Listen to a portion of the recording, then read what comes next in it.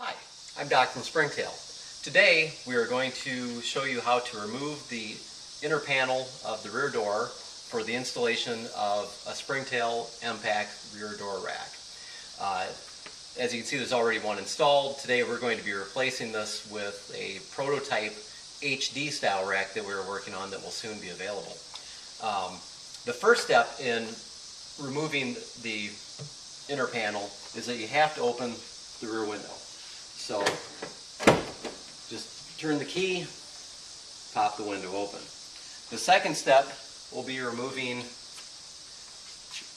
screws from the upper panel, both here and here. To save time, I've already removed those. You can do that either with a number 2 Phillips head screwdriver or a 10mm socket.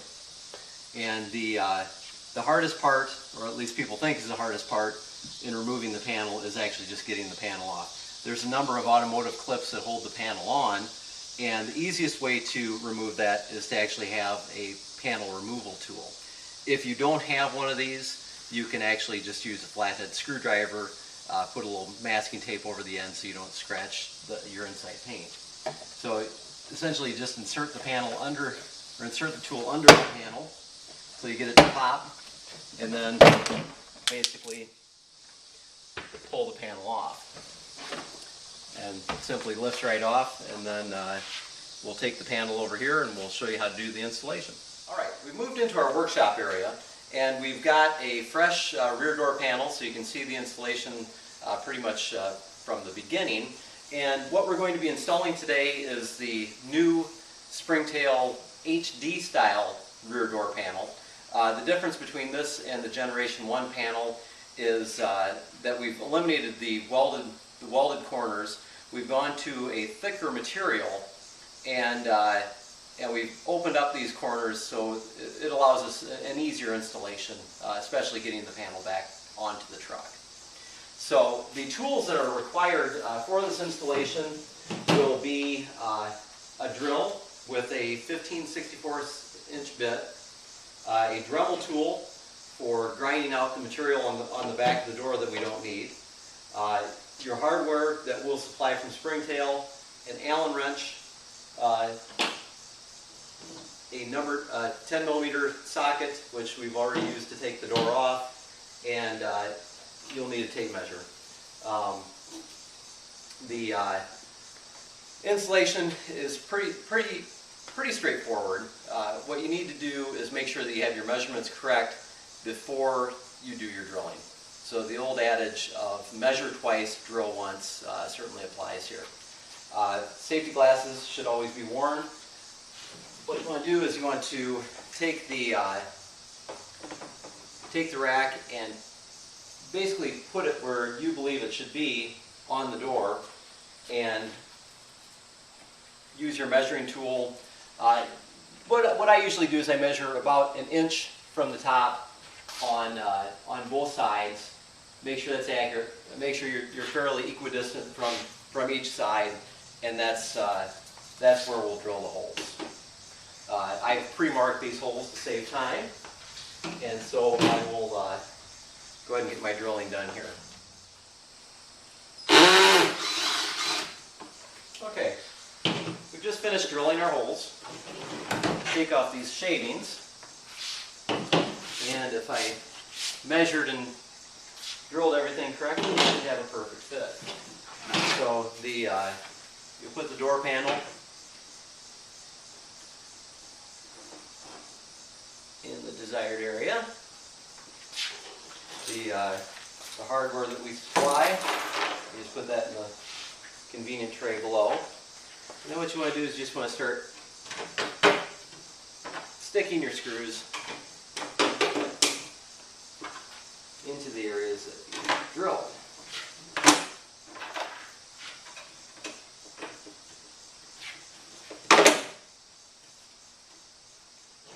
Sometimes it's easier just to put it on the end of the tool and slide it in there.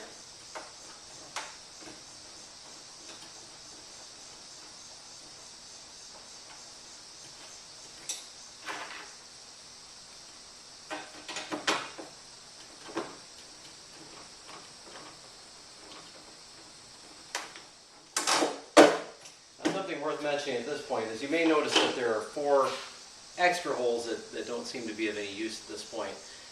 We've put those in the rack for matching it up with the FJ barrier. So you'll notice they're a little bit oblong, so when you see the oblong holes, don't use those.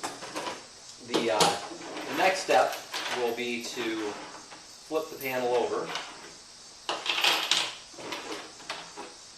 And you're going to have to, there's some extra material in the back that we're going to have to remove to be able to put the big washers. Approximately half of the nuts and bolts fit without any modification. There are certain ribs down here that need to be pared away a little bit so the big washers can be placed over it. So what you'll use, or what I use anyways, is a Dremel tool. Some people have just used a sharp, something like a knife. I find this is pretty much the easiest way to do it. Obviously, before you do it, you'll want to push these screws back in to smooth it off, and wear safety glasses, because a hot piece of slag, plastic slag in your eye will certainly ruin your day. So I'm going to go ahead and do that. I'll be back in just a minute.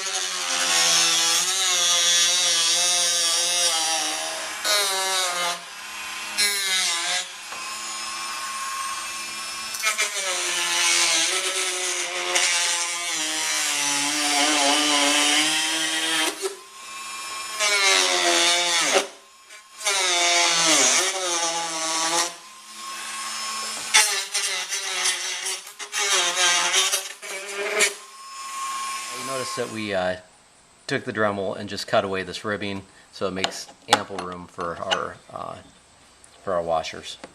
So there, here, and over here are the problem spots. I'll go ahead and shove those bolts through, and we'll get her tightened up. Tightening up our nuts and bolts here. Essentially, when you're tightening everything up, you want to go in a circular pattern around the rack and tighten up all the nuts and bolts incrementally, so you don't have one spot that's too tight. What you see here is the finished bolt pattern. This is what it should look like. Just give you a nice couple of close-up looks here, so you know what the back should appear like and how the areas should be trimmed out.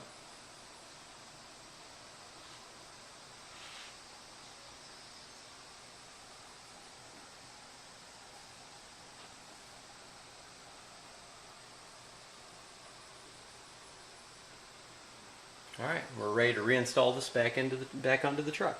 Now we'll reinstall the rear door panel onto the door itself. Basically, just make sure you get over the hump in the back. You have to line up your clips, and then just simply tap everything back on.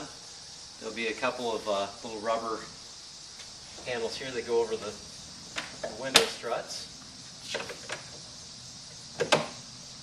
And then, again, in each corner there will be a screw that goes on 10mm. Sometimes these can be a little bit of a challenge to get on. Luckily, this one's going pretty easily.